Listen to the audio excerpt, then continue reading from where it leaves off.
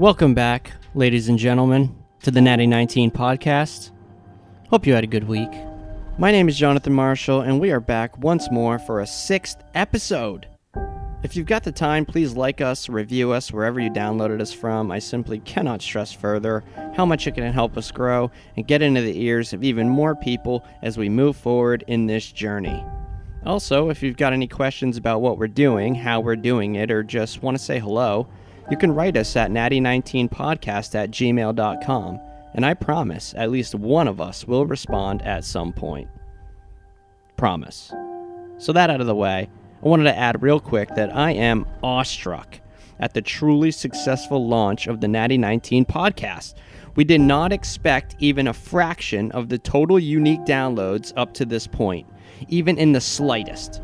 So on behalf of myself and the Natty 19 crew, thank you all so much for listening to us. Thank you for writing us. Thank you for just all around being awesome and supportive. I feel myself getting all emotional here, so I'm going to shut up about this stuff now so that we may continue into episode 6 right where we left off. Natty 19.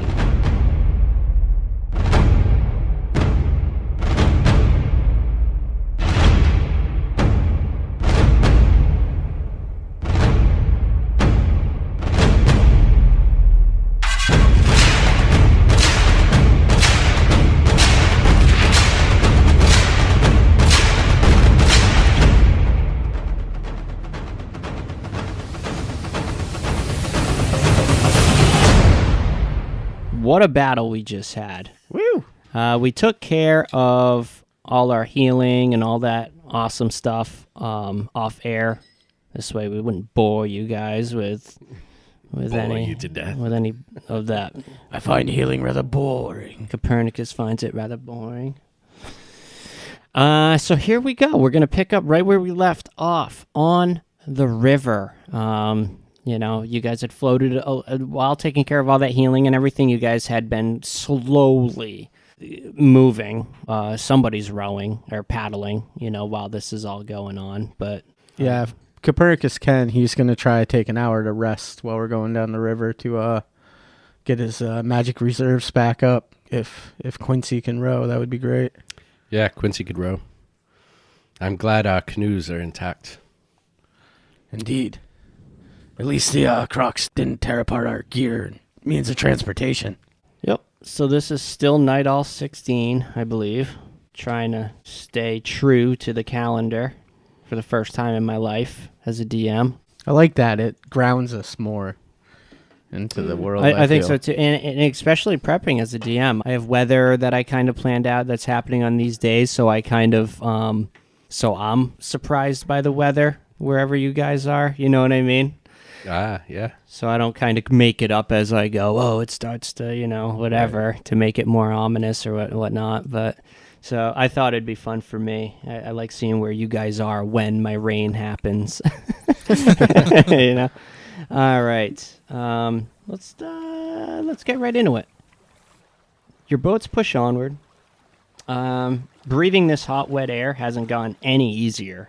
And at times you wonder if it could possibly get any worse. It's so humid and muggy right now. The afternoon trek is pretty much uneventful, save for the occasional rumble in the distance, followed by some eerie splintering crash. Some large creature out there in the depths of the jungle. Zimwood B is usually quick to identify and inform you guys if it's a possible threat or if it's nothing to worry about. But yeah, for the most part, you guys have a pretty steady rest of the evening. If able, Irame would like to transfer 4 hours. Oh, yes. Do a reverie? Yeah, who's going to be... Because Copernicus is as well, so that will leave Quincy to be the only one rowing in that boat. Only for an hour of time, though, right? Yes. So how do you think we should... So, it's doable. I just wanted to get a visual and let everybody... Yeah, so Quincy will be on his own for an hour, and then Copernicus we could switch off. After I get my magic reserves back up, I'll help him out. You can just kick in the back. Yep. So, as the sun furthers its descent, Zimwood begins veering towards the overgrown shore. We make camp. About time. This river is exhausting. Setting up camp this time is a bit more taxing on the second night. Quincy's healing words did wonders, and at times you can't help but imagine how it could have felt setting up camp with gashes and exhaustion from the day's events on the river with the crocodiles. The fire gets going and crackling. You've about finished boiling your third pot of water when Zimwabi steps out of the thick jungle. Pulls up a small log. He pulls it up to the fire and takes a seat.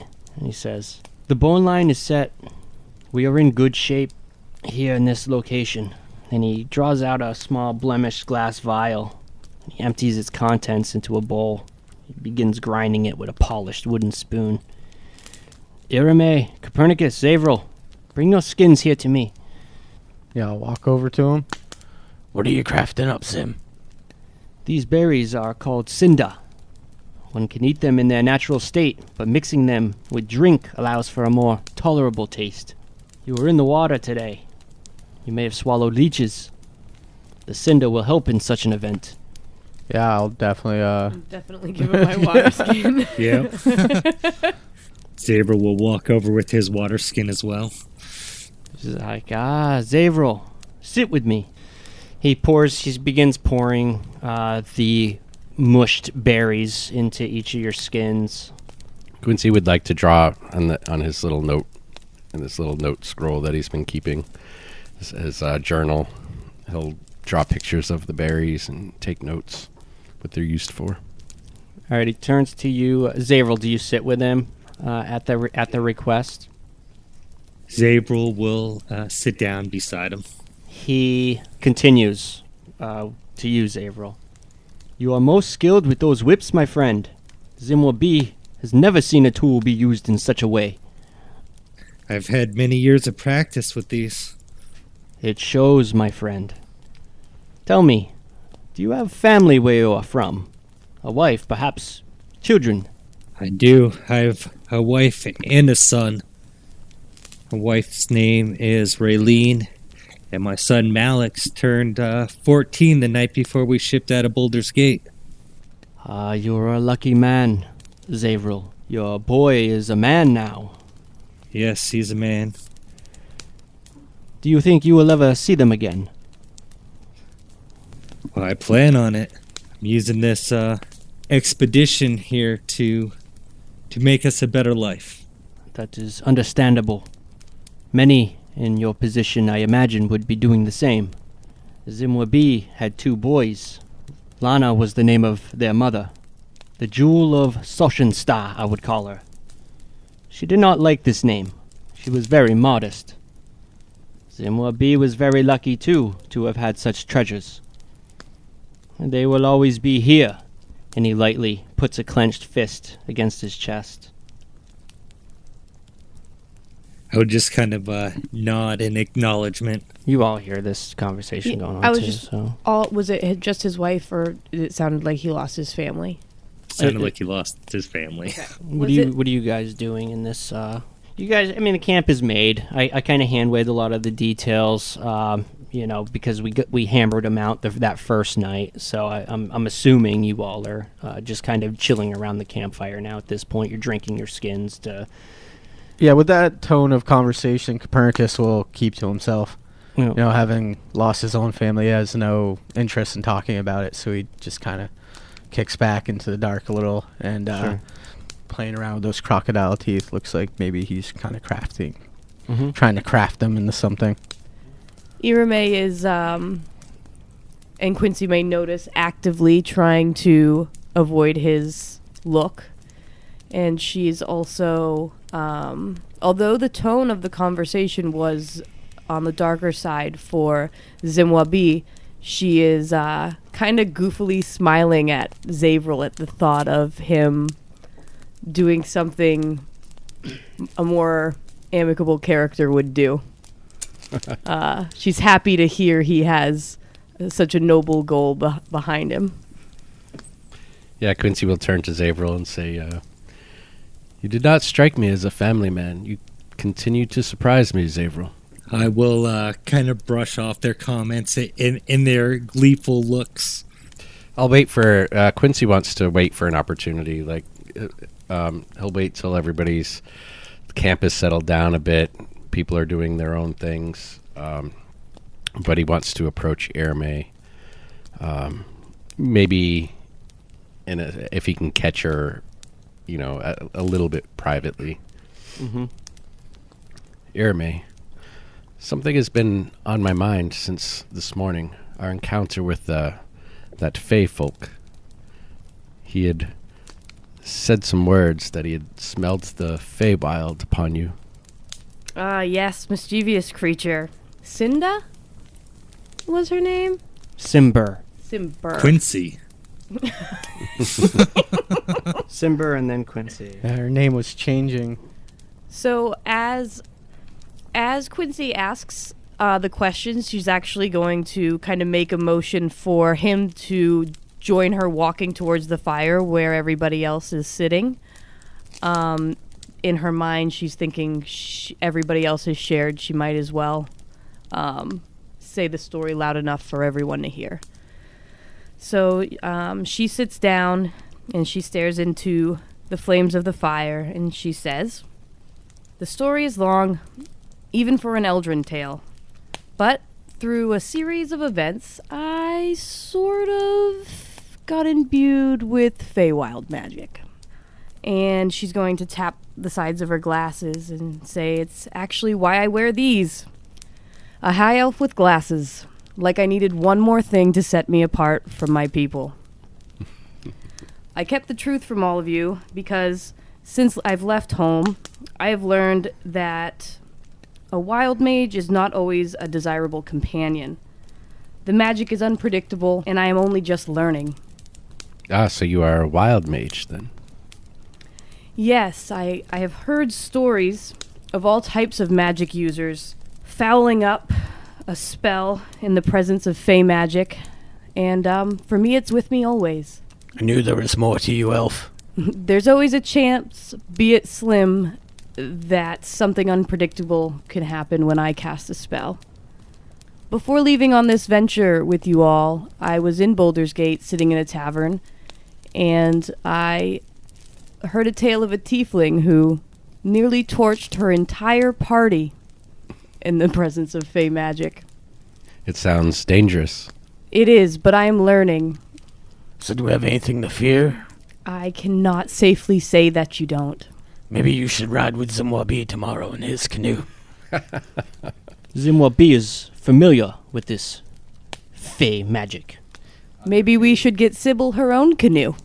Yeah, Copernicus will just kind of put his head back down and keep working away on the crocodile teeth. Are there Fey and Chult? Zimwabi. Absolutely. Fey, obviously, we ran into yes, something. Fey presence does run somewhat rampant here on this peninsula. I cannot say much beyond that. Zimwabi's experience with such things is limited, but my tribe had tales of such things. Yes, my mother used to tell me of the Fae in the Underdark. It makes, can really mess up your magic. And you came upon this wild magic through studies, or? My people study wizardry in order to manipulate the weave. I did not study wizardry. The magic came to me naturally, one would say. Copernicus is thinking maybe she has a Sybil of her own. You fool. There is only one of me. Of course. This is a strange party I find myself in. We have a wild mage, and would you consider yourself a warlock, someone who has made a pact with another entity? Yes, I guess you could say that. I just kind of think of myself as me, but yes, a warlock. I like the sounds of that, Quincy.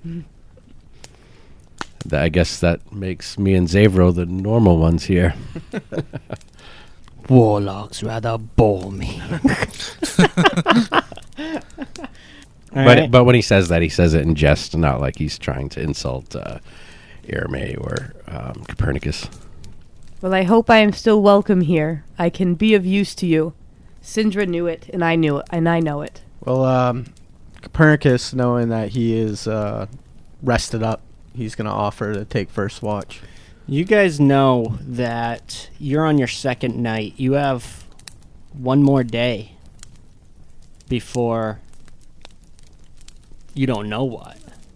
The Zinti, you guys have no idea what you're walking into at some point. So are we going to camp tomorrow before we come on the Zinti, or are we going to approach them tomorrow? Probably depend on if anything holds us up. That would if be, all goes smooth. That would be the question. Yeah. So I mean, if all goes smooth, you'd be arriving in the evening. All right. I think that's a good time to arrive on a mission such as this. Right. If we are planning to be stealthy, then of course. Yeah. I mean, we don't know what the numbers are, so. Zimwalbi says, I do not have much information to share, sadly, but if you have any questions, I might be able to help. It has been many years since I have left my village, and much can change in that amount of time.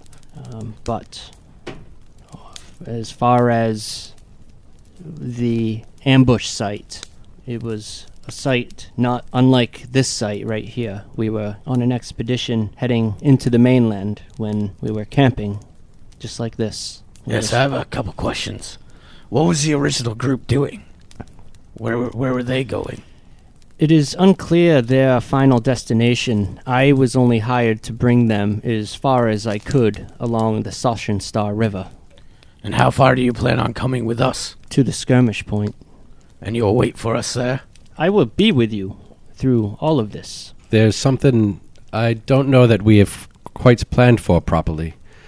Once we assuming we rescue these adventurers, how are we all to fit in these canoes to head back to Nyanzaru? If we succeed on this mission, and you all wish to continue further, perhaps we could work something out with the canoes, and Zimwalbi can try to make it back on foot, depending on the situation with the adventurers that we are set to rescue. Can I do some kind of check on him to see if everything he's telling us is true?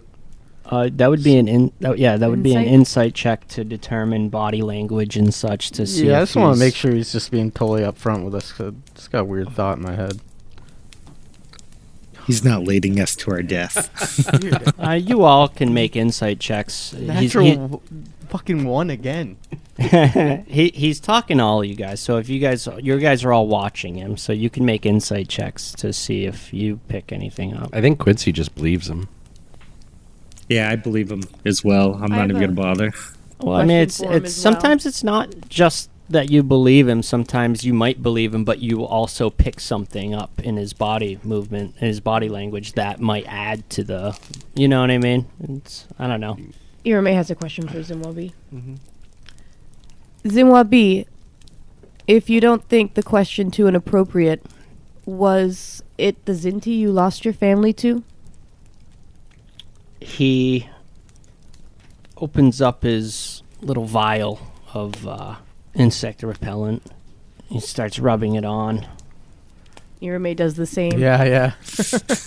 and he, without looking at you, he continues rubbing it on, and he says, "One night, when the village was recovering from a pack of Renaltas, frenzied, Zimwabi and Brother Jakul were resetting the bone lines. It was then we were set upon by 3 Zinti scouts. My Yokowa claimed one, while Jakul managed to overcome the other. And at this point he looks down and he puts his hand, just pats the crude spear-like weapon. He continues, I told you before, Zimwabi was no fighter. But this was not always the case. The third took wind at the sight of his companion's entrails pouring onto the jungle floor. Zimwabi gave chase, and I do not know how much time had passed, for I was consumed with spirits of vengeance that sought blood, Zinti blood, for all those years of fear and loss. The tears were already welling in Zimwabi's eyes when I lost sight of my would-be predator, now made prey. Zimwabi screamed into the night with rage, and it was answered with a much different scream from the direction of my village. Zimwabi gave up on his quarrel. The rage was replaced by fear, not like any I have ever felt. I ran to my people. I ran for what seemed like an eternity. The fear growing with each distant scream and cry, getting louder and louder, until finally I was staring down into the village and could only see what was left behind. Those who were not taken were all but dead inside. Lana, Bito, Takusa, they were all taken from me. With so few left and overcome with rage, grief, and fear, my tribe could not survive but another 10 days before the jungle closed in around us. Zimwabi could have gone out into the jungle to pursue his family and meet the end, a proper end, one more fitting for a Taguta. It was the first time I've given myself to fear, and it has claimed me ever since. I tried everything in my power to convince my people to move north to Nyanzaru, stubborn folk, the Taguta. I left him to the gods. He goes back to lathering himself up with the insect oil, and he finishes up and puts the cap on. Says, if you would like, I will take first watch. If not, I will take second, third, up to you all. Irame is going to stand up and just full force hug Zimwabi. He appears extremely startled and just kind of stands there while you're doing so, awkwardly. You lost much, Zimwabi. Zimwabi lost nothing that no one else has also lost. It is just another sad tale in the jungle. Do not think too much upon it. Zimwabi is grateful for the life he has chosen. As a coward, I still have my position to rebuild what is left of Zimwabi could very well become something grand once more. Zavril is going to make his way towards his bedroll and start preparing it, covering it with the, make sure it's hidden, putting some leaves over the top of it and stuff. Yep. He's got a lot of healing he's got to do. Sure. All right. So unless anybody else has anything else they want to take care of or discuss or work on while they're resting. No, Quincy's he's exhausted, so he's just going to, go to bed as early as possible. Irame will do the same. She'll lay down and fight off visions of what she thinks a throat leech looks like. All right. Irame, while in your sleep, or trance as elves do instead of literal sleep, the images of throat leeches turns into something more, something familiar. It begins with throat leeches, to your own imagining, floating gleefully in the water, and then the vision sort of zooms in closer to just one of them. It zooms out and the one leech is now floating in the center of what appears to be a drop of water that slowly falls into a water-filled chalice lined with countless jewels of each color of the rainbow. The artifact sits perfectly on an ornate pedestal of elven design. The locking mechanisms on the massive door to the chamber seem to move by an unknown will, and the door slowly opens. Just enough for a small elven girl to slink through. The much younger-looking Irame curiously steps into the room, looking around as though following some unseen voice.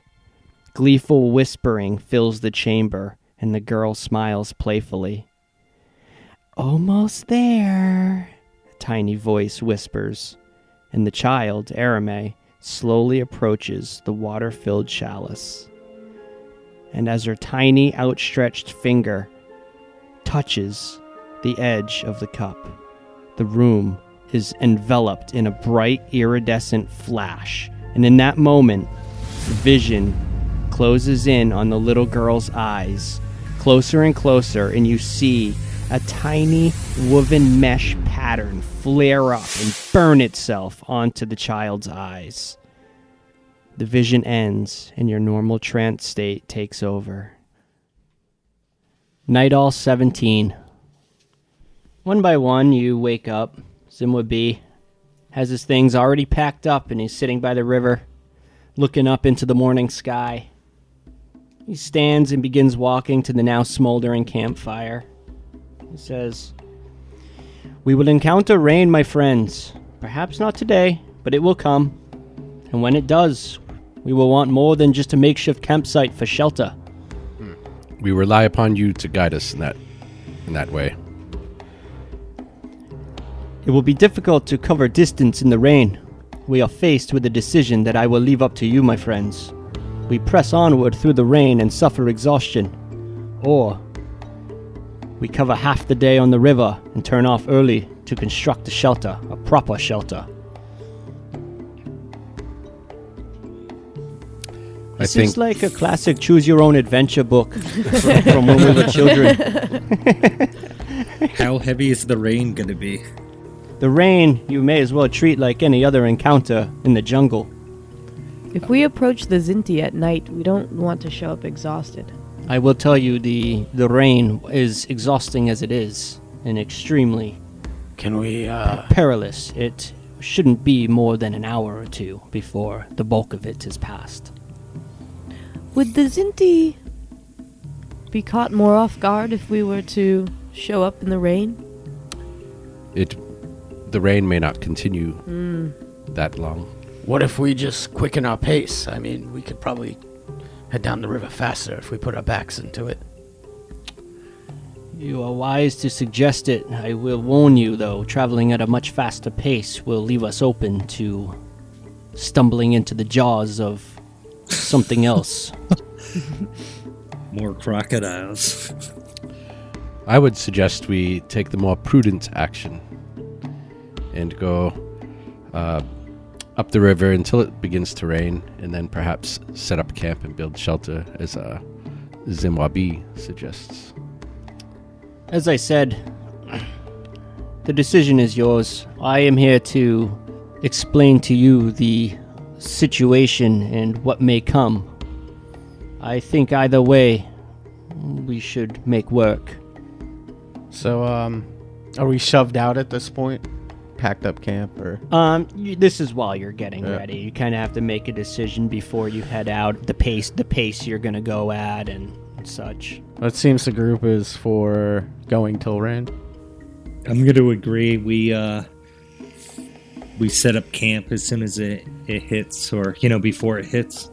All right, so you're playing the shelter route. Yep. Construct a proper shelter. Turn off the river early. Get a half day on the river. All right. I mean, if there's flooding and stuff, don't want to deal with it. Yeah, I mean, from the sounds of it, when the rain comes, it's gonna be, you guys are gonna be soaked. We got to turn over the canoes. We don't want them to fill up with water and stuff. Right. All right. Climbing back into the canoes. It's getting harder as the journey continues to take its toll from each of you. But you persevere. I mean, it's no surprise. You all expected this to be strenuous. This was a third day of applying our, or third night of applying our bug repellent and stuff, insect repellent. This was your second night in the jungle. You didn't, I don't think, did you apply it that night, 9 Star? Yes, Yeah, you did. we Yep, did. so it's your third. Yep. Yeah, it's When I not get it's not as important in Nine Zaru, but in the Tariki anchorage or whatever, it's a little bit on the outskirts. It's wise to run it. Most people do. That being said, people who don't apply it don't necessarily become afflicted with shivering sickness or the effects of the insect diseases often. But Well, I was just updating my how many uses I gotcha. left. Yep, gotcha. Yeah, if I start rambling like that nonsensically, just let me know. Under the gray haunting sky, your boats move unmolested throughout the morning. Bummer. We got You have roll a thirst for excitement. No, I was rolling for the next I have one. a thirst for everything. Look at all my beverages. I'm tired, dehydrated, and nervous. I'm quite bored without getting attacked. The further the river takes you inland, the more the jungle tightens around, choking the river almost. So at times you find yourself nervously floating under a thick canopy with hanging vines stretching down into the water, before again opening up to reveal now darkening sky as the midday approaches. Zimwabi calls back, "If we want to prepare for the storm, now is our chance." Quincy will look to the rest of the group and begin to Yes, that's the plan. paddle toward shore. Excellent. I How are mean, your bushwhacking skills, friends? It's about a little after midday, but because the sky is so dark with clouds, it feels like it's evening, It actually feels like night is coming, but you know that's not the case. He's pretty much leaving it up to you if you want to persist or if you want to make the shelter. I think you all agree to make the shelter, or Yep. Yeah. Yeah. you change your mind. Okay. Yeah, so you bank the canoes, begin dragging them up. It's a 5-foot slope off the riverbank. And with the rain coming, Zimwabi suggests to bring them right up, not to even try to tether them and leave them floating along the river. Not like that would be a wise thing anyway, in case any passerbys feel inclined to take them. However, dragging them up the bank does require everyone to make a strength check. It's going to take 2 people per canoe. At least 2 people per canoe, I should say. All right. So who's paired up with who? Well, us 3 are in a canoe, so let's grab it. I mean, you could work one at a time as well. Okay. Is it 2 or 3? The more the merrier. Okay. Yeah, Irame, At least 2 Quincy, and people need Copernicus are in one canoe, so I got a 14. I got a 16 minus 15. Quincy got a 6. Yep. I got a 15 as well. All right. But For you can our play the canoe. lute. Yep, so you guys managed to get the first canoe up with ease. Quincy slips in the mud and falls while attempting to aid. Nothing mechanically happens, just get a little more muddy than you would hope to get. And who's helping with the second canoe? Everybody again, or There are no mud beetles or anything exotic like that. you should be fine, Quincy. 8 on this one. Rolled another fucking 1. Both of us fell in the mud. We're all muddy. What'd you get, Zayril? Except for 15 Zayril. again? 14 for Quincy. 14. Yeah, 15 twice. All right, well, thanks to Zavril and Quincy, the second boat makes it up. And the Zavril's rest still of you are squeaky just clean. struggling in the mud. Yep. The boats get up there. Be careful of the mud beetles. Irame's gonna playfully come at Zavril's face with mud on her hands. Zavril's not fucking impressed. I'm going to look at her unamused. Oh, fuddy-duddy. Is this what elves are like? We're getting dirty now. So, Zimwabi lays it out. To build a proper shelter before nightfall is going to require at least 3 people to gather the resources simultaneously. You could all do it, or if some of you want to start setting up camp as well, start getting a fire going, or Should we Just need to boil know water rolls. at least? We might as well because we're start stopped, boiling or- the water. I wonder if the rainwater might be clean. What do you think, Zimwabi? It is always wise to boil water, my friend. All right. Yeah, I'll go All right. gather. What do we need to gather? Resources. I'm just calling them resources. We don't have to get into the Probably specifics. wood and leaves wood, and stuff. vines. Yeah. Yeah, vines, wood, Do I do some whatever. kind of survival check or? Those huge leaves. Zabril is going to gather as well. And there's a couple actions I want to take while I'm gathering. Okay, so I got Zavril gathering. Who else? Quincy. Copernicus, Quincy, and Zimwabi. Feeling at ease now, Irma is going to use her magic to start a fire and then get the water. All right. I'm trying to think. I don't know if Zimwabi wants to leave Arame alone at the fire, at the camp. I'll tell you, yeah, Zimwabi will say, I will help Arame set up the camp. Please, Masa, stay within shouting distance. Do not wander off too far. Yeah, I'm gonna do a stealth check while I'm gathering too. I'm gonna try to keep quiet and keep my ears open for things in the jungle. Yeah. So as you guys are heading off into the thick jungle, you hear Zimwabi again. We have been fortunate this far, just with the crocodile, so let us not test Timora's grace further. Yeah, Quincy will follow Copernicus's lead. He didn't even think of it, but when he sees Copernicus trying to be quiet and be careful, he'll also stealth. Stealth check. Yeah, all right. Give us some stealth. There we go. I got a 21. Nice. I got a 16. Yeah, we should be good. What do you guys got? 21 and a 16 for stealth. All right, Zavril, are you trying to be sneaky. stealthy, or are you just going for it?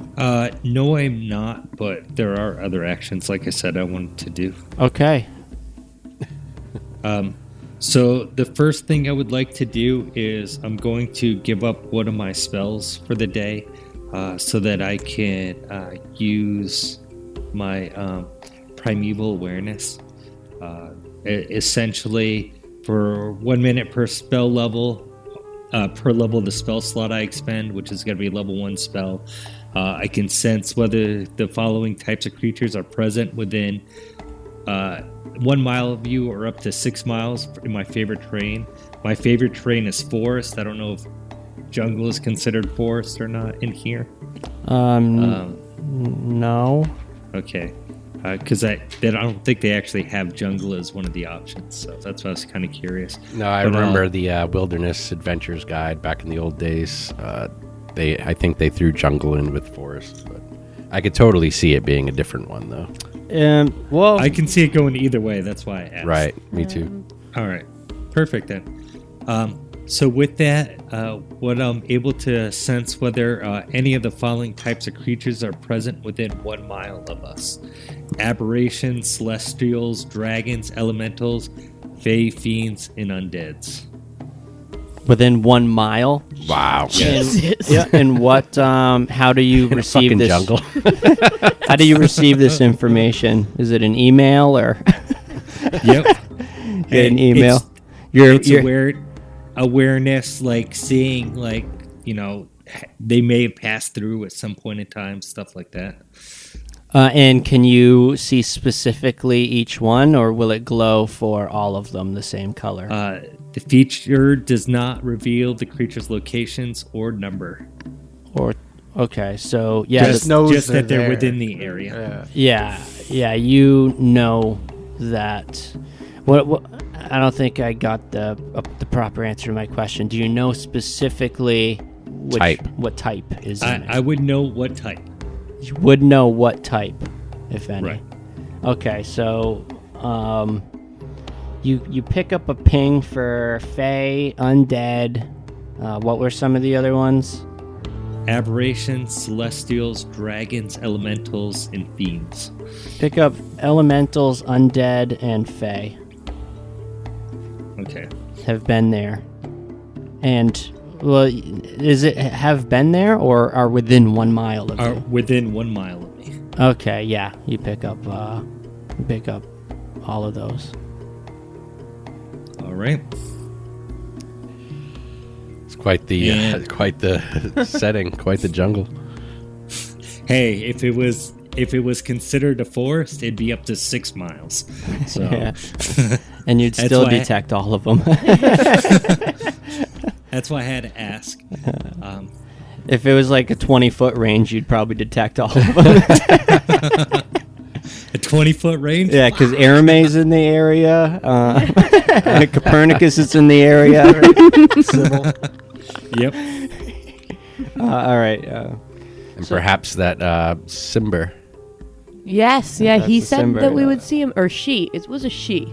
So right? I'm picturing this as like, camps in the middle. Copernicus and Quincy are kind of stealthing through, maybe practicing for when we go to the Zinti tribe, Yeah. And like Zavrel's kind of off on the other side of the camp gathering, doing his sensing thing. So Zavrel's alone, secluded. yeah, Yep. that's the way I was picturing it. And I imagine you guys aren't going more than what? 50 Not far, feet, just- 100 feet? Like, Just getting what we need to get and get back. Exactly. Well, what I want to see, I have one more thing that I want to do. okay. I wanted to look for any evidence of, I guess, the Zinti tribe passing through recently as well. All right, give me a survival check.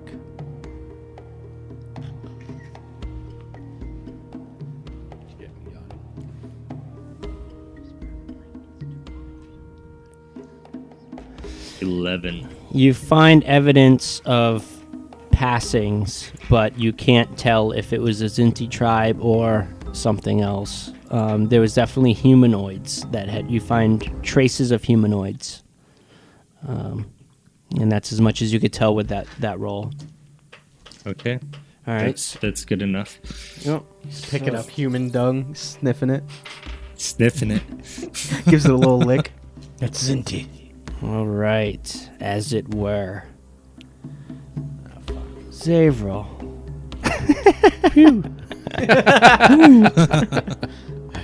See you later, Zavrel. Nice knowing you, buddy. While you're out I'm collecting resources, tracking, doing your thing, not too far into the thick, humid jungle, you find yourself maybe, I want to say maybe like 50 feet from the camp at this point. The smell of death and decay fills your nostrils. And as you look around instinctively to identify the source, you discover the carcass of a young Hadrosaurus. That's like that medium. It's like a medium-sized herbivore dinosaur. It's got like it looks almost like a kangaroo a little bit. It's got an elongated neck and it's got like the head crest. Has Not like a not the crown? vertical one. It's like a flat head crest that kind of comes out over its Yeah. eyes a little bit. I know what you're talking about. Yeah, a lot of people can. You've actually seen them in Nyanzaru here and there. People riding them. They're used as mounts often. Not often, but here and there, occasionally. Here in Nyanzaru and Chult, if tamed, they can be used as mounts. But yeah, you see the carcass of a young Hadrosaurus, and beside it, maybe 5 feet away, are various other carcasses. A beaver-type creature, a carrion bird, also lies rotting on the ground. But yeah, you see all of these. So, assumption going through my head, this is some sort of carnivore around this area that's getting them, or do they look like they're just rotting? Why don't you give me a Like- perception check? I don't think I'm ever gonna pass a perception check. Was What'd it you a 5? 5. Okay. You get a 3 too, right? No. No. The That's- Three's the natural. roll. That's Oh. with my. Okay. I thought the 3 was the modifier. My bad. Yep. No, the so 3 all is your the modifier. I rolled a 2. Oh, okay. Oh. So unfortunately, all you're left with are your initial instincts. What do you do? I am going to. How much stuff am I carrying right now? You tell me. Well, I mean, I've been out here collecting resources, kind of paying attention to what's around. Like, are my hands full? Or Lugging logs or something. yeah, like Set stuff down, right? Yeah, I mean, well, he wouldn't be able to perceive where he put him when he goes to pick him back up again. Ouch, that hurts. Your arm. You do have some resources in your arms, as you came across this gruesome sight. All right, I am going to, I guess, kneel down and place them on the side of me, and just, I guess, keep trying to perceive, see if I can pick up like movement or, I guess, investigate, like see if they're, these bodies are freshly bloodied, stuff like that. Okay. You want to try a heat investigation? I was going to say, you want to try a medicine check instead to see the cause of death, or, whichever. I would pick whichever score is higher. Whether it's a perception, investigation, Survival? That's more like tracks and stuff. Insight, nature, survival, perception. All of them I have plus I'd say 3 on, nature. so. I'd say nature, medicine, investigation. Is gonna. I'll do a nature. All right. 18. All right, 18. With an 18, you reveal curiously, and it took a little bit of checking these things out, that there aren't any maggots or worms picking apart the remains, which you find odd. So within 24 hours of death. But they clearly look, like they're decaying. There's definitely a foreign substance in the carcass. Could be a poison of sorts. All right. I will, with that information, I will leave the area. All right. I will stop and pick up when I'd sit down, and then leave the area. All right. Making my way back towards the camp to inquire with as you bend over to pick up the pile of resources. I know that vocal pattern all too well now. Something. Ooh, this might spell the end. I need a calculator for this roll. You need your phone back, honey? Armor class 23. Oof. Hold on one moment.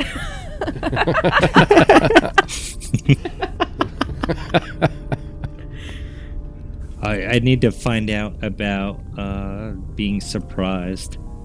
Yeah, you definitely need to find out about being surprised, because you are... Surprise, bitch! Well, that's what I'm going to find out real quick. I believe in... Oh, no, it's just in my favorite terrain. Never mind. I was going to say, I can't be surprised in my favorite terrain, but... Yeah.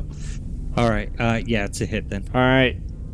What's going to happen, as you bend over to pick up your bundle of sticks and such, a vine shoots out from the viney ground and deals 14 points of bludgeoning damage. Wow. You just got whipped, son. I know, right? And Using my own means against me. This Taste is of your own medicine. This is constricting damage, and you are grappled. What the fucking Jesus. Everything grapples in Cholt. Cholt just wants to give you a big hug. It's been going around this episode. You said it was 14? That's 14 bludgeoning damage, and you're grappled. And as you're connecting the dots now with that 18 nature check, you're assuming those carcasses filled with poison were from this creature, this plant-like creature. And being a ranger, it's all kind of happening so fast in your head as you connect, especially a monster hunter. It's almost fascinating the way your mind is working right now, that this creature is gathering its food source from these decaying creatures. As they decay, the nutrients flow down into its roots. Nice. That's pretty cool. And you assume that along with these constricting vines, poison will be coming shortly. And you are a good ways, maybe, what did I say, 40 feet, 40, 50 feet from camp? Yeah. So you're in a bit of a situation here by yourself. We could hear him. Yeah, I mean, if he shouts. Everybody's waiting for me to shout. Throw your hands up and shout. Or you could just die quietly in the jungle. It's your choice. I'm but it is almost thinking terrifying. about dying quietly in the jungle. It is a little 'cause terrifying to I'm- yell. Who knows what you'll attract? That's exactly what I'm thinking as well.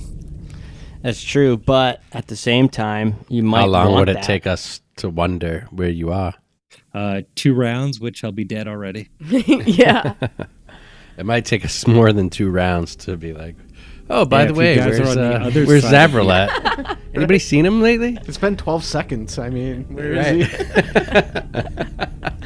But I mean, if you guys are over on the other side of the camp, yeah, it's going to take you longer to get to me than it would be for me to just get out. So Isn't shouting a free action? It is. Oh, but he doesn't want to alert anybody. Yeah.